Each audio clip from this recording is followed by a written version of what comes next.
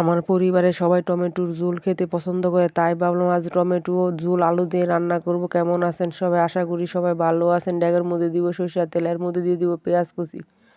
পেঁয়াজ কুচি হালকা নরম হলে পেঁয়াজ কুচির মধ্যে দিয়ে দিব একটু পানি, এর মধ্যে দিয়ে দিব হলুদের গুঁড়া, মরিচের গুঁড়া, ধনিয়ার গুঁড়া, লবণ দিয়ে মশলাটা কষাবো। কষায় এর মধ্যে দিয়ে দিব টমেটো আলু। টমেটো আলুটা ভালো করে কষিয়ে নিব।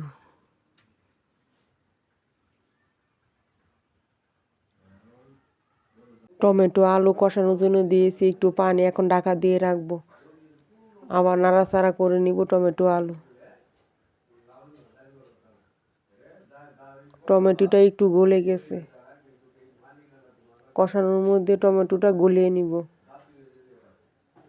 টমেটো আলু কষানো হয়ে গেছে, দিয়ে দিব পানি। পানির পরিমাণটা আমি বেশি দিব, কারণ টমেটো ঝোল রান্নে একটু পানির পরিমাণ বেশি দিতে হয়।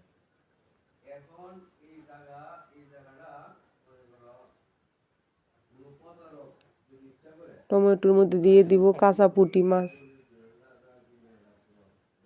দিয়ে দিব এখন ধনিয়া পাতা, দিয়ে দিব কাঁচা মরিচ, এখন দিয়ে একটু নাড়াচাড়া করে নিব।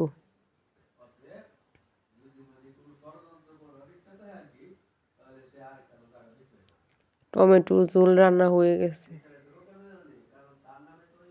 কালারটা অনেক সুন্দর হয়েছে।